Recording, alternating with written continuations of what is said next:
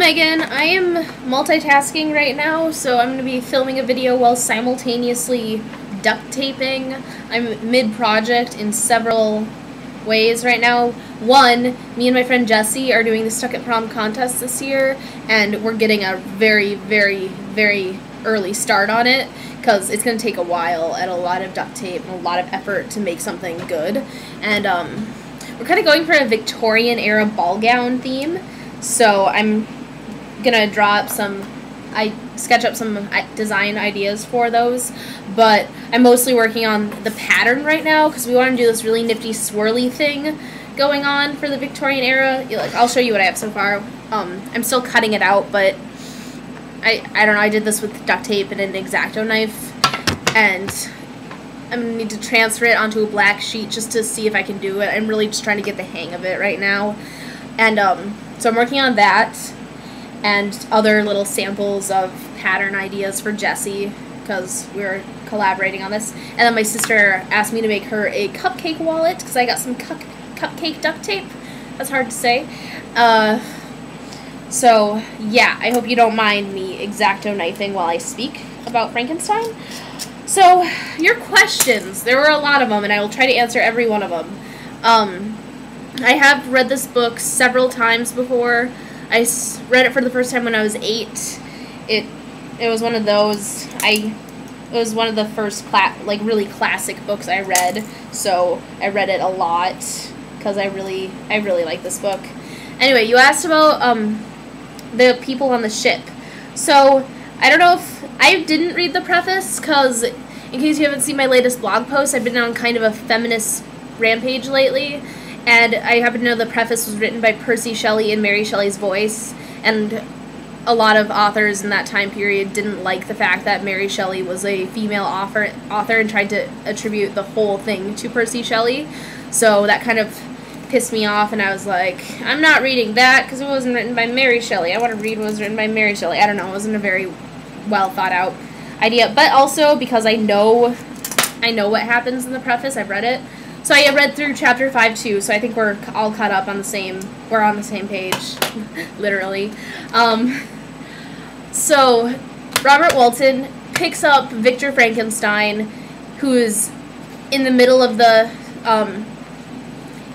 nowhere. He's in the Arctic for reasons that I'm not going to tell you yet, but he's telling, well, I'll just tell you, he's trying to hunt down his creation, because that's what this entire book is about. But I won't tell you what happens after that. And he was in the Arctic, and he got picked up by these guys on the ship because he was kind of stranded there and freezing to death. So that's where they come in. They just picked him up, and he's telling them how he got there and why he's in this bad situation. And so that's the answer to that one. Alrighty, so your next question was, did they make Frankenstein just kill him and then reanimate him? And that you'd seen something in a movie about going into graveyards and scavenging for the brains of criminals so they could study them, and if that was going to happen in the future. Well, the thing about movies is, okay, first of all, for the killing and reanimating thing, no, they just put together a I mean, they were technically reanimating him in the first place because he's assembled from dead body parts. I mean, he goes into graveyards, and, you know, I actually found something interesting in the book that I wanted to bring up here. It says, who shall conceive the horrors of my secret toil as I dabbled among the unhallowed damps of the grave, or tortured the living animal to animate the lifeless clay? Tortured the living animal to animate the lifeless clay. That could mean one of two things. Either he, killed people in order to find parts to make the frame for his creation out of, or he killed animals to figure out how life and death work better, because that's what he's messing with, is life and death, and turning death into life, basically. So, but, no, he's not killing him so he can, reanimate him. He is creating him so he can animate him. Technically, that's reanimating him because he's scavenged from dead body parts. So, if that makes sense. I know I phrased that weirdly. And then, is the thing about the graveyards going to happen in the future? Well, the thing about movies is, the Frankenstein movies, none of them are very, none of them stay true to the book very much. I read the book first before I saw any movies. I saw Young Frankenstein and a snippet of some other adaptation, I think that's the word, of Frankenstein, and I was like, what is this? This isn't how it works. I mean, Young Frankenstein, I wasn't expecting much because that's different. I mean, that's supposed to be Frankenstein's, like, great-grandfather, but, I mean, great-grandson, but, the one that was supposed to be the story of Frankenstein, I was like, this does not take place in the Arctic. What are you doing here? No. So, we have to understand when watching movie versions is most of them don't stick to the book, and no, that is not something that I remember from reading the book. So, I don't think that's going to happen in the book.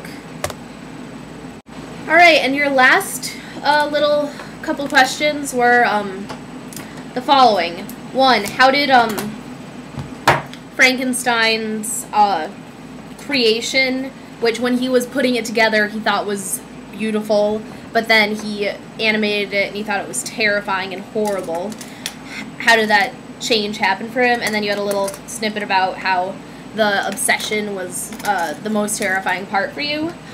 Well, my answer to both of those go kind of hand in hand.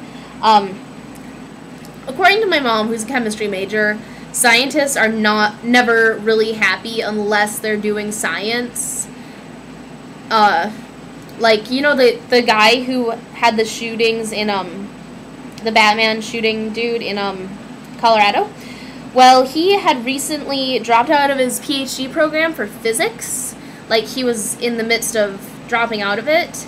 My mom thinks that might have had this is her theory, not mine, but she thinks that what she had to say on the subject was like, well, a scientist is never truly happy when they can't do science, so that must have played a part in his stress levels, which caused him to snap a bit, at least partially. I'm sure he already had mental issues before that. Anyway, so I guess, and I can kind of understand this, when you latch onto a project, you kind of obsess over it. Like, when I'm in the middle of a really good book, I will sit all day and read it. I will forget to eat all day. I will, like, my mom will say something to me, and I will, like, be, like, not paying any attention. I'll just be, like, reading, and she's like, Ezra, Ezra, Ezra. I'm like, oh, what? What was that? What? So, I can kind of understand the obsession involved. So, and when it's a scientist, I mean, a project like that will last longer than reading a good book. So think of it as reading a really long, really good book for him, and that made me understand it better. I mean, I'm not a scientist, so I don't quite understand the need to do science like scientists will. But how many times have I said the word scientist in the past 5 seconds? Or 5 minutes? So, that's that. And then, the fact that he thought his monster was beautiful until he animated it and thought it was terrifying, that's just blindness due to obsession, I guess, is the way to phrase that. Like, he was obsessing over this project of his, slaving away for hours, and his eyes, he was looking at the goal of completing it. He was just looking to finish and to get it done and to animate it without really objectively looking at the monster to see, I mean, the creature. I try to call him creature instead of monster because I empathize with him a lot.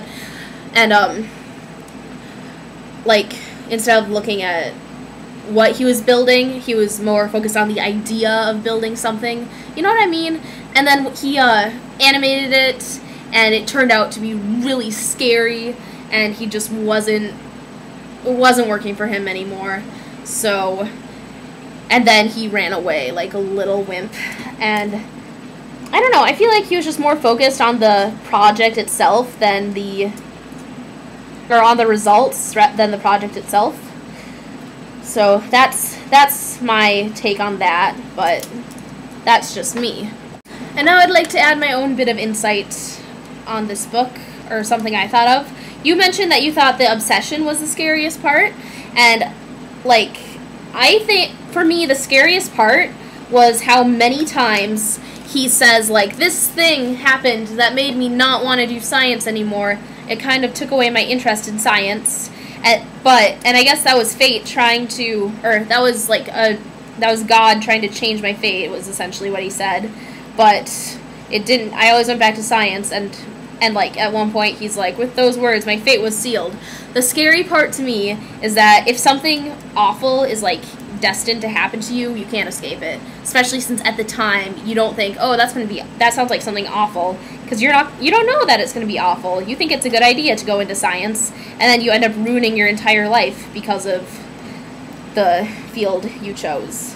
So the scary for me wasn't the monster. I feel bad for the monster. You know that I feel bad for the monster. I've told you how bad I feel for the monster. It was that you cannot escape your fate, no matter how awful it is, because you don't know at the time that it's awful. I thought that was a terrifying concept. So, I think we should read, well, I'll ask, you know what, depending on what you've read so far, if you've already read the next 5 chapters, then we can read the next 5, but if you haven't started yet, I think we should do 3 for now, because last time we had an entire week in between when we decided to do this and when we decided to start discussing it. So I think we should lower it down. Plus, I have a lot of work to do this weekend. But I can go ahead and read if you've already read ahead. So, I don't know, let's discuss that tomorrow. Also, I propose that for the book discussing videos, we extend the time limit quite a bit, because I like discussing books, and I don't like cutting things out of my book discussions, and there's just a lot of content to cover, and I think we should allow ourselves at least maybe 10 minutes, or 12 even, for discussing, because, come on, this is a good book. It's a good discussion we have here, so I think we should do that. And finally, here's the duct tape wallet I've been working on. It's for Freya. I'm not sure about this cherry, though. I might move it around, because it's kind of placed weirdly, but cupcake duct tape and a little cupcake decoration on there. Okay, I will see you tomorrow when we make some cupcakes. Bye!